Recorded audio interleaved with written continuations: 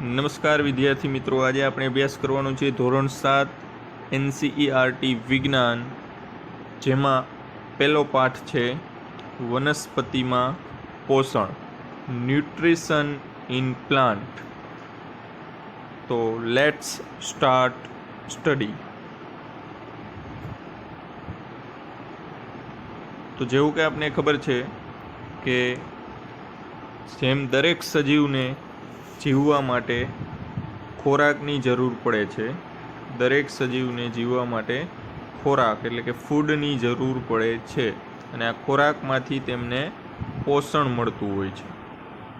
જે આપણે ધોરણ 6માં પણ શીખી ગયા છીએ કે સજીવોમાં પોષણ છે, સજીવોમાં શું ખોરાકની જરૂરિયાત છે, એ બધું આપણે ધોરણ 6માં પણ શીખી ગયા છીએ. તો કોઈ પણ સજીવ છે તેને જીવવા માટે ખોરાકની જરૂર પડતી હોય છે. તો હવે આપણે જોઈએ કે સજીવની વ્યાખ્યામાં આપણે કેને લઈએ છીએ. તો આપણે ખબર છે કે સજીવોની અંદર આપણે મનુષ્ય છે કે પ્રાણી છે, પક્ષીઓ છે, આ બધા જ આપણે સજીવો તરીકે લેતા હોઈએ છીએ. જીવજંતુઓ છે, આ બધા જના ખોરાક વિશે પણ આપણે ધોરણ 6ની અંદર માહિતી મેળવી હતી. તો મનુષ્યનો ખોરાક પણ આપણે ખબર છે, જીવજંતુઓ શું ખાય છે એ પણ આપણે આજુબાજુની જે આપણી જે દુનિયા છે એમાં જોતા હોઈએ છીએ. ત્યારબાદ પ્રાણીઓના ખોરાક વિશે પણ આપણે ખબર છે કે શાકાહારી અથવા તો તૃણાહારી જેને આપણે કહીએ છીએ, અથવા તો માંસાહારી, કાર્નિવોરસ, આવા પ્રાણીઓ પણ હોય છે.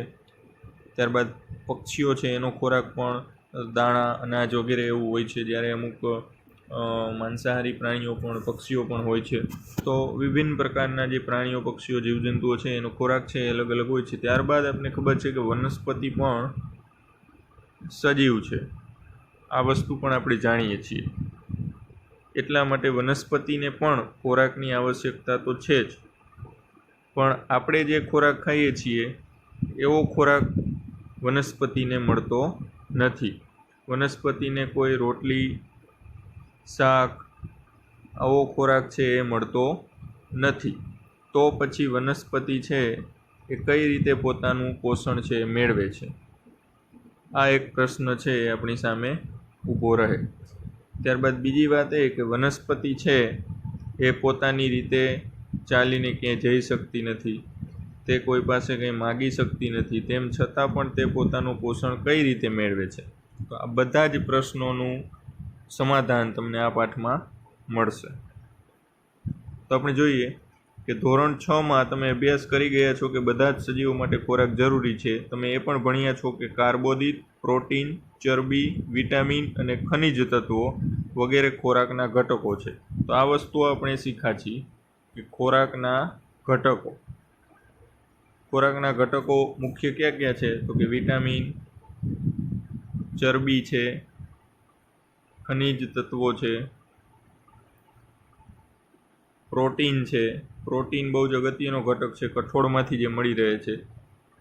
તો આ બધા જે છે કાર્બોદિત છે, આ આપણા શરીરના જરૂરી ઘટકો છે જે આપણને ખોરાકમાંથી મળી રહે છે. તો આ બધા ખોરાકના મુખ્ય ઘટકો થયા, 5 ઘટકો. એ સિવાય આપણને ખબર છે કે પાણી અને રેસાઓ, આ 2 વસ્તુઓ પણ આપણે જોઈ હતી કે આ 5 મુખ્ય ઘટકો એ સિવાય પાણી અને રેસા પણ ખોરાકના અગત્યના ઘટકોમાં સામેલ છે. તો ખોરાકના આ ઘટકો આપણા શરીર માટે જરૂરી છે, જેને પોષક તત્વો કહે છે. પોષક તત્વો શું કામ કહે છે? કે આ જે ઘટકો છે એ આપણા શરીરને પોષણ પૂરું પાડે છે, પોષણ પૂરું પાડે છે. તેથી તેને શું કહેવાય? પોષક તત્વો. કારણ કે આ જે તત્વો છે, ઘટકો છે, તે પોષણ પૂરું પાડે છે, આપણા શરીર માટે પોષક રૂપ છે, એટલા માટે એને કહેવાય પોષક તત્વો.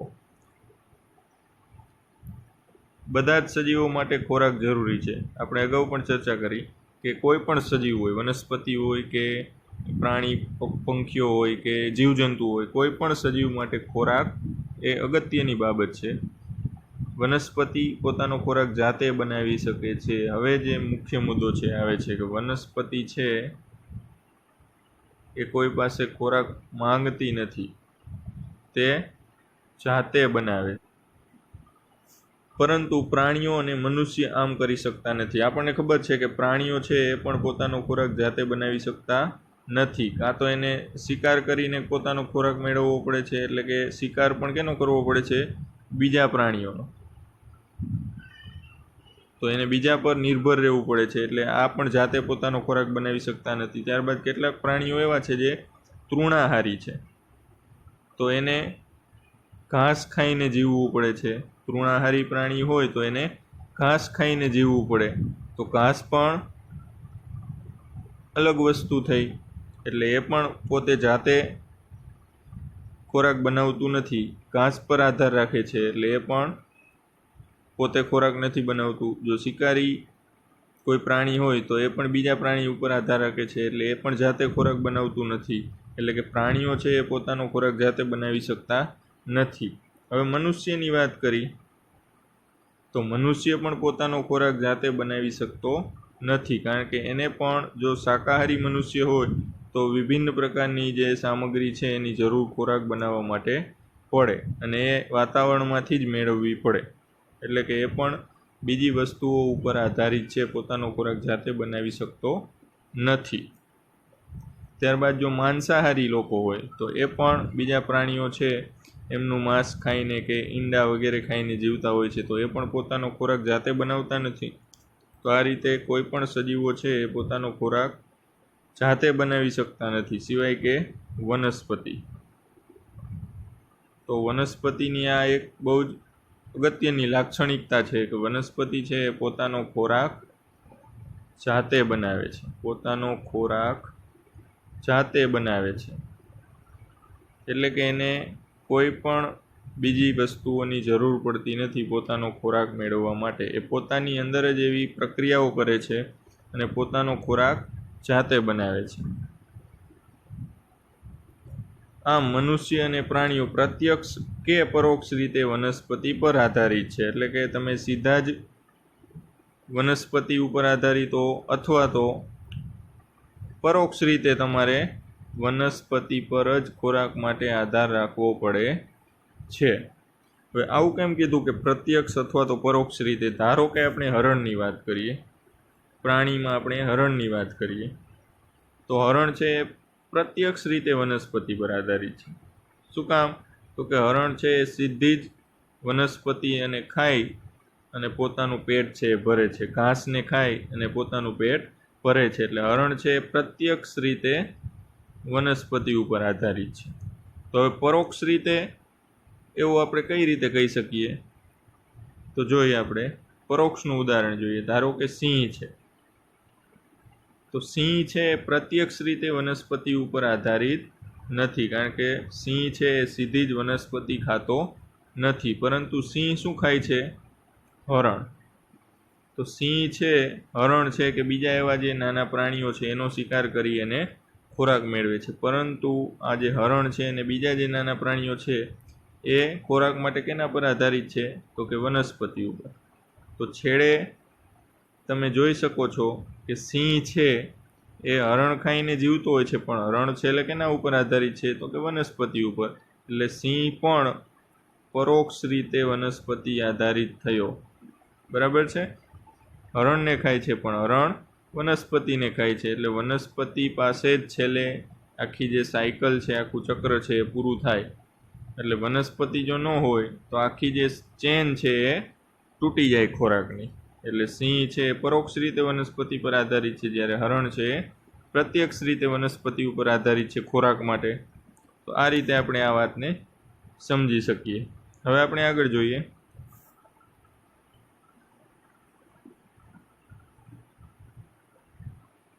હવે છે વનસ્પતિમાં પોષણના પ્રકાર. હવે આપણે જોયું કે વનસ્પતિને પોષણની તો જરૂર પડે જ છે, પરંતુ જેમ મનુષ્યમાં પણ શાકાહારી અને માંસાહારી હોય, પ્રાણીઓમાં પણ શાકાહારી અને માંસાહારી હોય, એ જ રીતે વનસ્પતિમાં પણ પોષણના અલગ અલગ પ્રકારો હોય છે.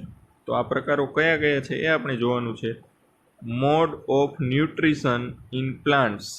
મોડ એટલે પ્રકારો, ન્યુટ્રિશન એટલે પોષણ, અને પ્લાન્ટ્સ એટલે વનસ્પતિ. તો કે વનસ્પતિમાં પોષણના પ્રકારો કેટલા છે એના વિશે આપણે જોવાનું છે.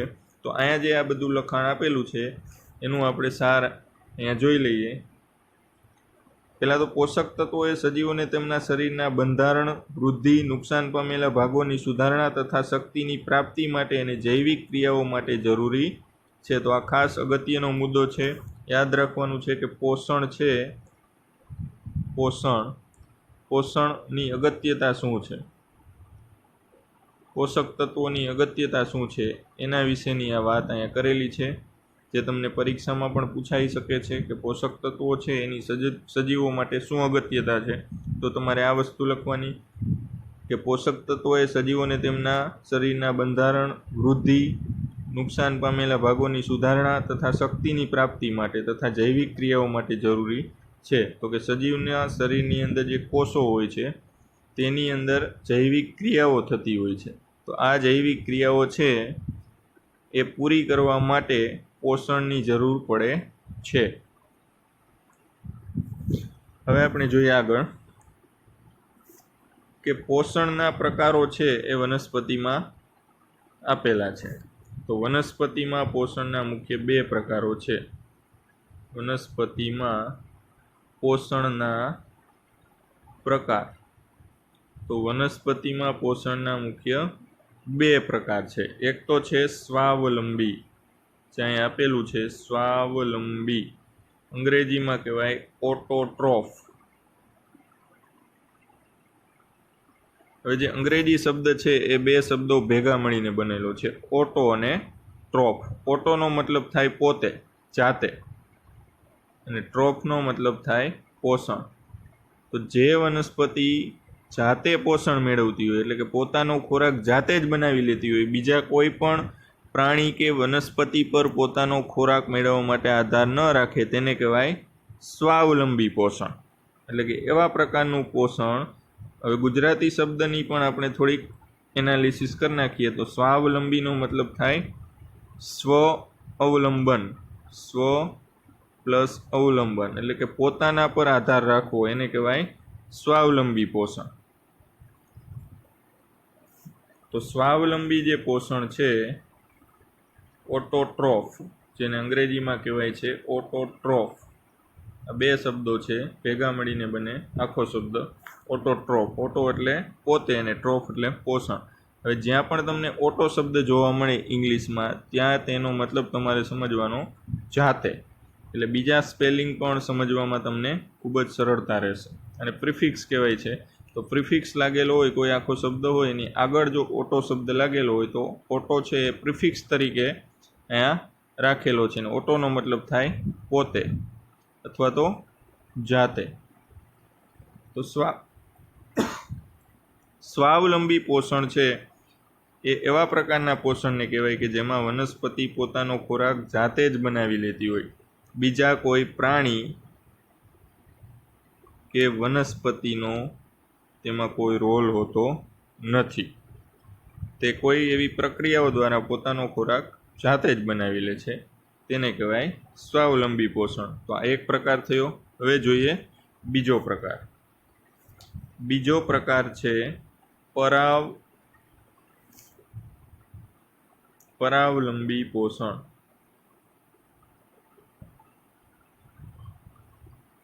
જેને અંગ્રેજીમાં કહેવાય હિટ્રોટ્રોફ. હિટ્રોટ્રોફ. હિટ્રો એટલે બીજા પર, એમ બીજા પર આધાર રાખે એવું. ટ્રોફ એટલે પોષણ, એટલે બીજા પર આધાર રાખીને મેળવેલું પોષણ એને કહેવાય હિટ્રોટ્રોફ. હિટ્રો એટલે બીજા પર, ટ્રોફ એટલે પોષણ. તો બીજા પર આધાર રાખીને જે પોષણ મેળવાય છે એને કહેવાય હિટ્રોટ્રોફ. ગુજરાતીમાં કહેવાય પરાવલંબી પોષણ. હવે ગુજરાતી શબ્દને આપણે એનાલિસિસ કરીએ તો પર અવલંબન. પર એટલે બીજાનું, એમ. તો બીજા પર આધાર રાખીને જે પોષણ મેળવાય છે તેને કહેવાય પરાવલંબી પોષણ. તો કોઈ પણ બીજા પ્રાણીઓ પર કે બીજા વનસ્પતિ પર આધાર રાખીને પોતે પોષણ મેળવતા હોય, પોતાનો ખોરાક મેળવતા હોય, બીજા પર આધાર રાખતા હોય, કોઈ બીજી વનસ્પતિનો ડાયરેક્ટ ઉપયોગ કરતા હોય અથવા તો કોઈ બીજા પ્રાણીઓને શિકાર કરીને ખાઈ જતા હોય, તો એ થયું પરાવલંબી પોષણ. ટૂંકમાં તે બીજા પર આધાર રાખે છે. તો આ 2 પ્રકારના જે છે એ પોષણ થયા. એક તો સ્વાવલંબી પોષણ અને બીજું થયું પરાવલંબી.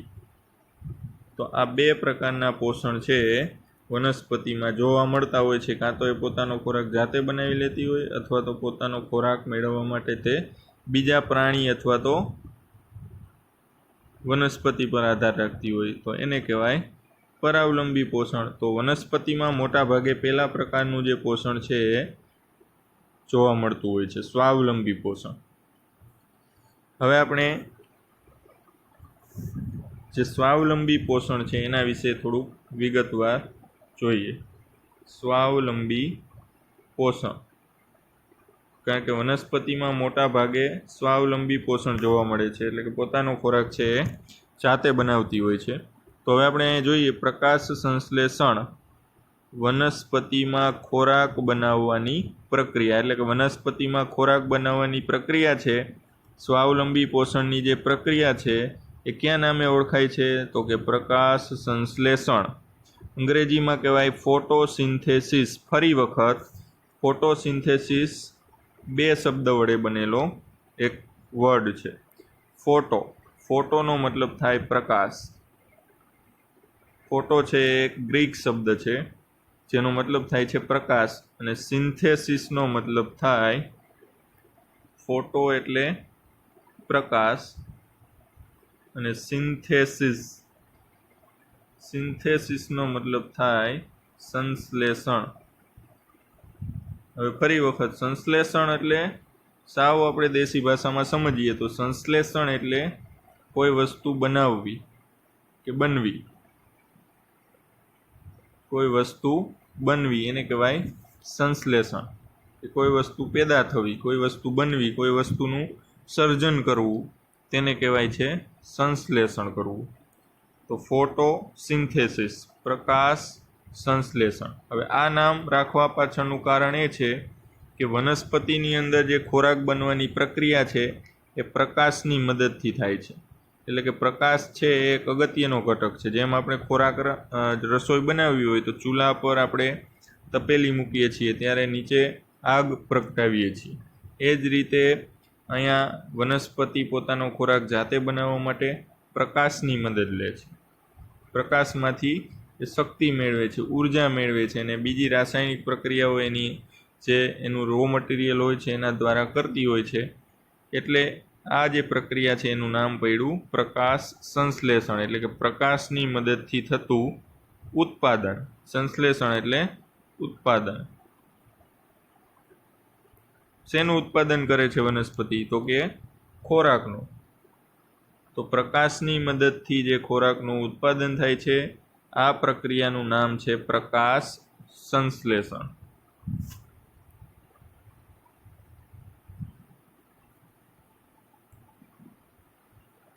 હવે આપણે જોઈએ કે વનસ્પતિની અંદર પ્રકાશ સંશ્લેષણ છે એ કઈ રીતે થાય છે એના વિશે હવે આપણે ડિટેલે ભણવાનું છે.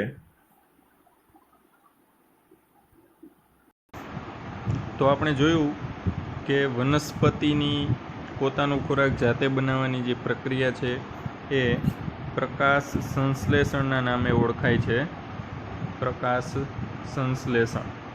તો હવે આ જે પ્રક્રિયા છે પ્રકાશ સંશ્લેષણની એ કઈ રીતે વનસ્પતિની અંદર થાય છે એ આપણે હવે વિગતવાર જોવાનું છે. તો એના માટે કેટલીક બેઝિક વસ્તુઓ પણ આપણે શીખવી પડશે. પહેલાં એ જોઈ લઈએ કે વનસ્પતિની જે રચના છે એ કઈ રીતની છે, તેને જે પોતાનો ખોરાક છે એ બનાવવા માટે કઈ કઈ સામગ્રીની જરૂર પડશે, એટલે કે કઈ કઈ કાચી વસ્તુઓની જરૂર પડશે કે જેની મદદથી જે વનસ્પતિ પોતાનો ખોરાક છે પ્રકાશ સંશ્લેષણ દ્વારા બનાવશે. એ બધી જ વસ્તુઓ આપણે જોઈએ. તો હવે આપણે જોઈએ કે કોઈ વનસ્પતિ છે, ધારો કે હું અહીંયા દોરું છું એક વનસ્પતિ, ધારો કે છે કોઈ એક વૃક્ષ. તો આપને ખબર છે કે જે વૃક્ષ છે એના મૂળ છે એ જમીનની અંદર ફેલાયેલા હોય છે. ત્યારબાદ આ એનું થડ છે, ડાળીઓ હોય છે, પર્ણ હોય છે. તો આ રીતની વનસ્પતિની રચના છે. હવે આપણે કેટલીક બેઝિક વસ્તુઓ છે અહીંયા જોવાની છે. તો પહેલાં વાત કરીએ આપણે મૂળની. તો જે વનસ્પતિના મૂળ છે એ વનસ્પતિને જમીન સાથે જકડી રાખવાનું કામ કરે છે. શું કામ કરે છે? જમીન સાથે જકડી રાખવાનું. તો વનસ્પતિના મૂળનું જે અગત્યનું કાર્ય છે પહેલું એ છે જમીન સાથે વનસ્પતિને જકડી રાખે છે. ત્યારબાદ બીજું કાર્ય છે તેને ખનિજ તત્વો અને પાણી, સમગ્ર વૃક્ષની અંદર ખનિજ તત્વો અને પાણી છે એ પહોંચાડવાનું કાર્ય કરે છે. તો હવે આપણે જોઈએ કે કયા કયા ખનિજ તત્વો છે એ વૃક્ષને જરૂરી હોય છે. તો કે આમ તો ઘણા બધા ખનિજ તત્વોની જરૂર હોય છે, પણ જે મોટા પ્રમાણમાં જે ખનિજ તત્વોની જરૂર હોય છે એ છે સોડિયમ અને પોટેશિયમ. તો આપણે બહુ વિગતવાર કંઈ નહીં જોઈએ, ખાલી જે આ બે વસ્તુઓની જરૂર છે એનો ઉલ્લેખ કરીએ. બાકી ઘણા બધા ખનિજ તત્વો છે એની જરૂર પડતી હોય છે ઓછા વધારે પ્રમાણમાં. તો સોડિયમ અને પોટેશિયમ છે એની ખાસ જરૂર પડતી હોય છે, કારણ કે પોટેશિયમની મદદથી જે પાણી છે એ મૂળ દ્વારા આખા વૃક્ષની અંદર પહોંચતું હોય છે. તો એના માટે જે પ્રેશર બનાવવા માટે પોટેશિયમની જરૂર પડતી હોય છે. એવી જ રીતે સોડિયમની પણ મોટા પ્રમાણમાં જરૂર પડતી હોય છે. તો આ બે ખનિજ તત્વો આપણે અહીંયા યાદ રાખવાના છે. ત્યારબાદ પાણી. તો પાણી છે એ બહુ જ અગત્યની જરૂરિયાત છે. આપણે ખબર છે કે જેમ દરેક સજીવોને પ્રવાહી પાણીની જરૂર પડતી હોય છે, એવી જ રીતે વૃક્ષને પણ પાણીની જરૂર પડતી હોય છે. અને એ કઈ રીતે મેળવે છે? આપણે ખબર છે કે મૂળ દ્વારા મેળવે છે, પણ મૂળ દ્વારા કઈ રીતે એ વસ્તુ આપણે જાણવાની છે કે વનસ્પતિ જે છે એ મૂળ દ્વારા કઈ રીતે પાણી છે એ મેળવે છે. તો આપણે જોઈએ કે કોઈ જે વનસ્પતિ છે આ એના મૂળ છે. તો હવે મૂળથી શરૂ કરી અને થડમાં પસાર થઈ અને ડાળીઓમાંથી પસાર થઈ અને પાંદડા સુધી એક પાતળી નલિકાઓનું જાળું ફેલાયેલું હોય છે. આ બે પ્રકારની નલિકાઓનું જાળું હોય છે. પહેલા પ્રકારની જે પાતળી નલિકાઓ છે એકદમ વાળ જેટલી પાતળી હોય છે આ નલિકાઓ. એક જે નલિકા છે એને કહેવાય જલવાહિની. જ્યારે બીજા પ્રકારની જે નલિકા છે એને કહેવાય અન્નવાહિની. હવે જેવું કે એના નામ પરથી જ સ્પષ્ટ થઈ જાય છે કે જલવાહિની, જેમાં જળનું વહન થાય, એટલે કે પાણી છે એ નળી દ્વારા મૂળથી માંડી અને પર્ણ સુધી પહોંચતું હોય છે. ત્યારબાદ અન્નવાહિનીમાં જે વનસ્પતિ પોતાનો ખોરાક બનાવી લે છે, ત્યારબાદ જે જગ્યાએ ખોરાક બન્યો હોય છે ત્યાંથી આખા વૃક્ષની અંદર એને ફેરવે છે, પરિવહન કરે છે અને પહોંચાડે છે. એ જે નળીઓ છે એને કહેવાય અન્નવાહિની. તો જલવાહિની અને અન્નવાહિની એકદમ પાતળી સૂક્ષ્મ વાળથી પણ સૂક્ષ્મ એવી નલિકાઓ હોય છે, જલવાહિની અને અન્નવાહિની.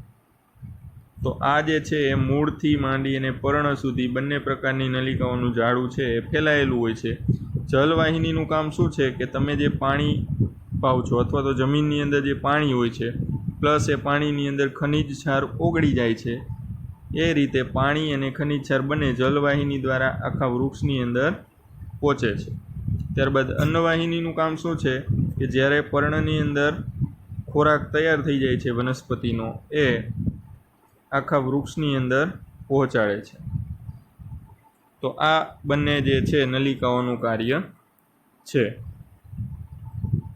હવે આપણે જોઈએ કે પાણી અને ખનિજ ક્ષારો કઈ રીતે પહોંચે છે એ તો આપણે જોયું વૃક્ષની અંદર.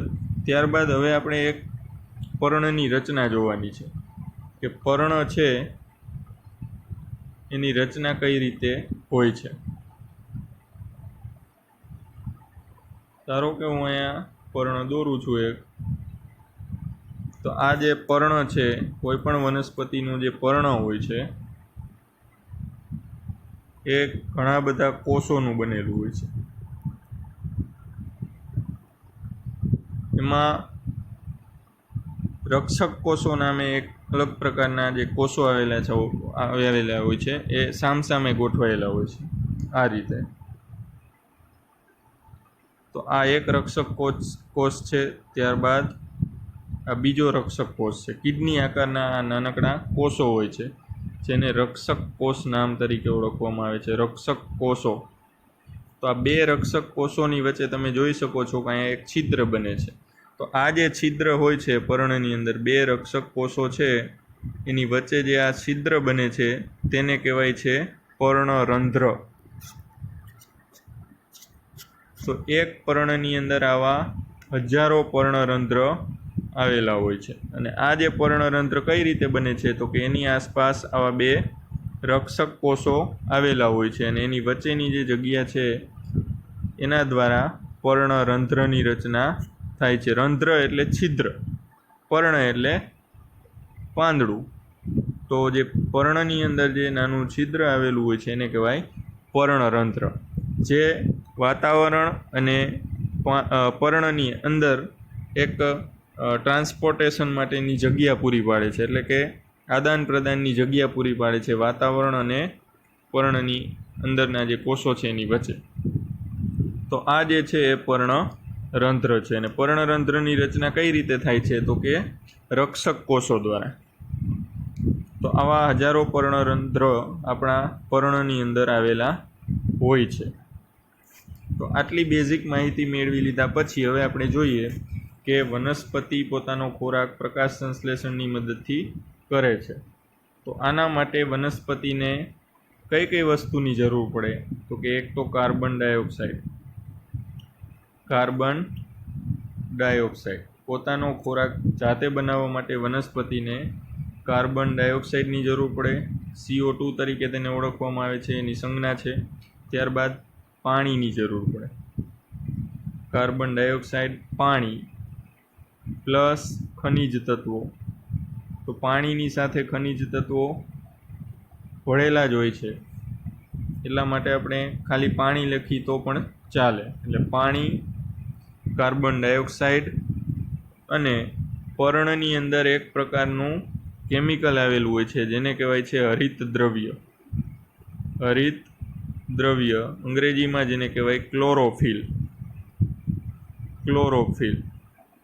તો આટલી વસ્તુઓની જરૂર છે એ પ્રકાશ સંશ્લેષણની મદદથી વનસ્પતિનો ખોરાક બનવા માટે થતી હોય છે. એટલે એક પ્રકારે આપણે એમ કહી શકીએ કે વનસ્પતિની જે વાનગી બને છે, એનો જે ખોરાક બને છે એના માટે આટલી જે આપણે સામગ્રીની જરૂર પડે.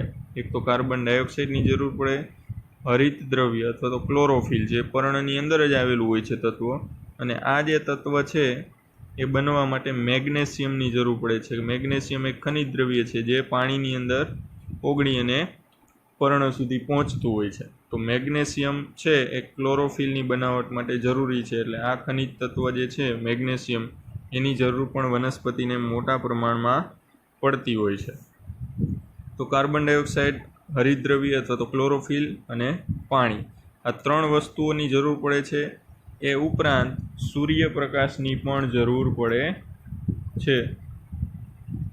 તો સૂર્યપ્રકાશ છે એ એક પ્રકારે ચૂલાનું કામ કરે છે. જેમ આપણે કોઈ વસ્તુ પકવવી હોય તો આ બધી વસ્તુઓ ભેગી કરી અને તમે ચૂલા ઉપર જેમ પકવવા મૂકો છો, તો એ જ રીતની કંઈક પ્રોસેસ છે આ, કે કાર્બન ડાયોક્સાઇડ, હરિતદ્રવ્ય, પાણી આટલું જો મળી જાય એ પૂરતું નથી, અને બનવા માટે ઉર્જા સ્વરૂપે સૂર્યપ્રકાશની પણ જરૂર પડે છે. તો આટલી વસ્તુઓની જરૂર પડે છે. હવે આપણે જોઈએ આ બધી વસ્તુઓ છે વનસ્પતિ કઈ રીતે મેળવે છે. તો પહેલાં જ આપણે વાત કરી કે પર્ણની અંદર પર્ણરંધ્ર આવેલા હોય છે. તો હવે આપણે જાણીએ છીએ કે વાતાવરણની અંદર ઓક્સિજન છે, O2 જેને આપણે કહીએ છીએ, પ્લસ CO2 છે અને બીજા અન્ય વાયુઓ, આ રીતે મિશ્રણ આવેલું છે વાયુઓનું. તો એમાંથી જે CO2 છે એને પર્ણની અંદર જે આવેલા પર્ણરંધ્ર છે એ પોતાની અંદર ખેંચી લે છે. તો આ રીતે પર્ણની અંદર આપણે જોઈએ તો એક CO2 ભેગો થઈ ગયો પર્ણની અંદર. CO2 છે એ આપણને આ રીતે વાતાવરણમાંથી પર્ણરંધ્ર દ્વારા મળી જાય છે. પર્ણરંધ્રની રચના આપણે અગાઉ જોઈ ગયા છીએ. ત્યારબાદ હવે બીજી વાત કરીએ પાણીની. તો હવે પાણી કઈ રીતે પર્ણ સુધી પહોંચે છે, તો એ પણ આપણે જોયું કે વૃક્ષની અંદર મૂળથી લઈ અને પર્ણ સુધી એક પાતળી નલિકાઓનું જાળું આવેલું હોય છે, જેને જલવાહિની કહે છે. તો આ જલવાહિની દ્વારા પાણી કેશાકર્ષણની પ્રક્રિયા દ્વારા, હવે આપણે જોઈ લઈએ કે કેશાકર્ષણ શું છે. તો આપણને ખબર છે કે આ પાતળી નલિકા દ્વારા પાણીને ઉપર ચડવાનું છે, એટલે કે ગુરુત્વાકર્ષણ બળની વિરુદ્ધ દિશામાં ઉપર આગળ વધવાનું છે. તો કઈ રીતે ચડતું હશે? તો એના માટે એક અગત્યનો સિદ્ધાંત છે જેની મદદથી પાણી છે એ ઉપર ચડી શકતું હોય છે ગુરુત્વાકર્ષણ બળની વિરુદ્ધ. તો એને કહેવાય કેશાકર્ષણનો સિદ્ધાંત. એટલે કે પાતળી કેસ જેવડી, કેસ એટલે વાળ જેવડી પાતળી નલિકા હોય એને તમે જો પાણીની અંદર ડૂબાડો તો પાણી છે એ નલિકાની અંદર ઓટોમેટિક ઉપરની બાજુ ચડતું હોય છે. તો આ જે પ્રક્રિયા છે એને કેશાકર્ષણનો સિદ્ધાંત કહેવાય છે. તો જલવાહિની મૂળથી માંડી અને પર્ણ સુધી હોય છે. જમીનમાંથી પાણી કેશાકર્ષણના સિદ્ધાંત દ્વારા આ જલવાહિનીકી દ્વારા બધા જ પર્ણો સુધી પહોંચે છે. તો આપણે જોયું કે CO2 વાતાવરણમાંથી આવે છે, ત્યારબાદ પાણી એટલે કે H2O એ પણ પર્ણને મળી ગયો. એટલે બે વસ્તુ છે એને મળી ગઈ. હવે ત્રીજી વસ્તુ રહી ક્લોરોફિલ. તો ક્લોરોફિલ તો પર્ણની અંદર જ આવેલું હોય છે, અને આ ક્લોરોફિલ છે એ લીલા કલરનું એક દ્રવ્ય છે, લીલા કલરનું દ્રવ્ય છે. એટલા માટે જ પર્ણ છે એ લીલા કલરનું જોવા મળે છે. અને લીલા કલરનો વનસ્પતિનો કોઈ પણ ભાગ પ્રકાશ સંશ્લેષણ કરી શકે છે, કારણ કે ક્લોરોફિલ અગત્યનું તત્વ છે. પ્રકાશ સંશ્લેષણ કરવા માટે ક્લોરોફિલ જરૂરી છે. એટલે વનસ્પતિનો જે ભાગ લીલા કલરનો હોય એ બધા જ ભાગ પ્રકાશ સંશ્લેષણ દ્વારા પોતાનો ખોરાક બનાવી શકે છે. સામાન્ય રીતે વનસ્પતિમાં પર્ણની અંદર ખોરાક બનતો હોય છે. એટલે પર્ણને વનસ્પતિનું રસોડું પણ કહેવામાં આવે છે, કારણ કે ખોરાક છે એ પર્ણની અંદર બને છે. અને કોઈ પણ લીલો ભાગ જે ક્લોરોફિલ ધરાવતો હોય એ આ પ્રક્રિયા કરી શકે છે. દાખલા તરીકે રણ પ્રદેશમાં આપણે જોઈએ તો એના જે પ્રકાંડ છે એ પણ લીલા કલરના હોય છે. થોર જે વગેરે વનસ્પતિ છે એના પ્રકાંડ લીલા કલરના હોય છે. તો એ પણ પ્રકાશ સંશ્લેષણની જે પ્રક્રિયા છે એ કરી શકે છે અને પોતાનો ખોરાક છે એ બનાવી શકે છે.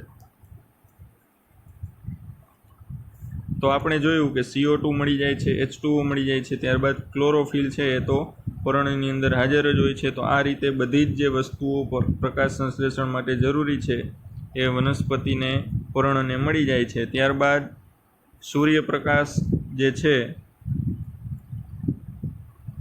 તો આપણે જોયું કે આવા જે પર્ણ છે એની અંદર CO2 પ્લસ H2O એટલે કે પાણી પ્લસ ક્લોરોફિલ, તો આટલી વસ્તુઓ જ્યારે ભેગી થાય છે ત્યારબાદ એની ઉપર સૂર્યના કિરણો પડતા હોય છે. જ્યારે તડકો હોય ત્યારે સૂર્યપ્રકાશ. તો આ રીતે આટલી વસ્તુઓ જ્યારે બધી ભેગી થાય છે ત્યારે એની અંદર એક પ્રકારનું રિએક્શન થાય છે, એક પ્રક્રિયા થાય છે રાસાયણિક, અને આ જે પર્ણ છે એ પોતાનો ખોરાક તૈયાર કરી લે છે. અને આટલી વસ્તુઓ ભેગી મળી અને આ જે પર્ણ છે એની અંદર ખોરાક છે એ કયા સ્વરૂપે બને છે? તો કે ગ્લુકોઝ. ગ્લુકોઝ નામ તમે સાંભળ્યું જ હશે. એક ગળ્યો પદાર્થ છે, કાર્બોહાઈડ્રેટ જેને કહેવાય, કાર્બોદિત જેને કહેવાય. તો આ જે છે કાર્બોદિત પદાર્થ સ્વરૂપે વનસ્પતિ ખોરાક બનાવી લે છે. તો કયો કાર્બોદિત પદાર્થ? તો કે ગ્લુકોઝ. કાર્બોદિત પદાર્થ ઘણા બધા હોય છે, એમાંથી કયો કાર્બોદિત છે એ વનસ્પતિ બનાવે છે? તો કે ગ્લુકોઝ. પરંતુ જ્યારે વધારાનો ગ્લુકોઝ પર્ણની અંદર જમા થઈ જાય છે ત્યારે એને સ્ટાર્ચ સ્વરૂપમાં બદલી નાખે છે, કારણ કે વનસ્પતિની અંદર સતત ખોરાક બનવાની પ્રક્રિયા ચાલુ હોય છે, ગ્લુકોઝ બનવાની, કાર્બોદિત બનવાની પ્રક્રિયા છે ચાલુ હોય છે. તો ક્યારેક એવું બને કે જે વધારાનો જે ગ્લુકોઝ છે જેની જરૂર ન હોય વનસ્પતિને, એને જટિલ સ્વરૂપમાં, ગ્લુકોઝનું જે જટિલ સ્વરૂપ છે, કાર્બોદિતનું જે જટિલ સ્વરૂપ છે એ સ્ટાર્ચ છે, તો આ સ્ટાર્ચ સ્વરૂપમાં ફેરવી નાખે છે અને એનો પર્ણની અંદર સંગ્રહ કરે છે. અને જ્યારે પ્રકાશ સંશ્લેષણ થઈ શકે એમ ન હોય અને ખોરાકની જરૂરિયાત હોય વનસ્પતિને, ત્યારે આ સ્ટાર્ચમાંથી પાછું ગ્લુકોઝમાં રૂપાંતર થઈ જાય અને ફરીથી એનો ઉપયોગ કરે છે. તો આ રીતે વનસ્પતિ છે એ પોતાનો ખોરાક બનાવે છે. હવે આપણે જોયું કે જ્યારે વધારાનો ગ્લુકોઝ હોય એને સ્ટાર્ચ સ્વરૂપમાં ફેરવી અને એને એક આમ સંગ્રહ કરી રાખે છે. અને જ્યારે ફરીથી પાછી વનસ્પતિને ખોરાકની જરૂર પડે ત્યારે સ્ટાર્ચ સ્વરૂપે જ એનો ઉપયોગ થઈ શકતો નથી. એટલે ફરીથી પાછું એક કેમિકલ એવા હોય છે જેને એમાઇલેસ કેમિકલ કહેવાય, એની મદદથી પાછો ગ્લુકોઝની અંદર એને કન્વર્ટ કરે છે અને આખી વનસ્પતિમાં એનો ઉપયોગ થાય છે ખોરાકનો. તો આ રીતે આખી જે પ્રક્રિયા છે એ વનસ્પતિની અંદર બનતી હોય છે પ્રકાશ સંશ્લેષણની. તો આપણે ફરીથી એક વખત ઝડપથી ક્વિક રિવિઝન કરી લઈએ કે વનસ્પતિના જે પર્ણ છે, હવે સમીકરણ સ્વરૂપે આપણે જોઈ લઈએ આખી પ્રક્રિયા. તો કે કાર્બન ડાયોક્સાઇડ છે પ્લસ પાણી, બરાબર છે. આ બે વસ્તુઓ ભેગી મળે છે, ત્યારબાદ સૂર્યપ્રકાશ અને ક્લોરોફિલ. તો આટલી વસ્તુ કાર્બન ડાયોક્સાઇડ, પાણી, સૂર્યપ્રકાશ મળે, ક્લોરોફિલ હાજર હોય ત્યારે એક પ્રક્રિયા થાય છે. અને સામે તમને આ એરો બતાવેલો છે, એરાની સામે તમને આપેલું છે કે ગ્લુકોઝ અથવા તો કાર્બોદિત પ્લસ ઓક્સિજન.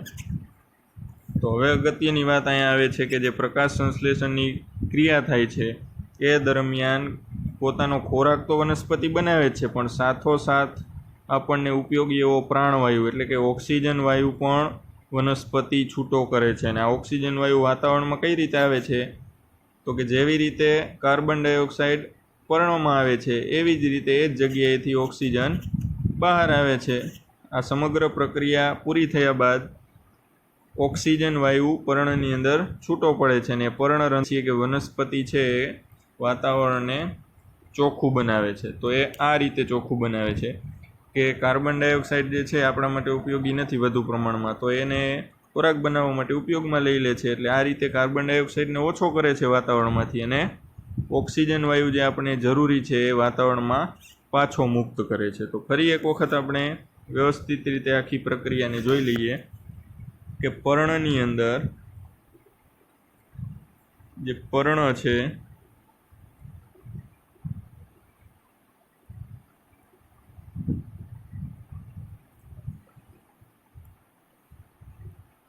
પર્ણ જે છે એમાં કાર્બન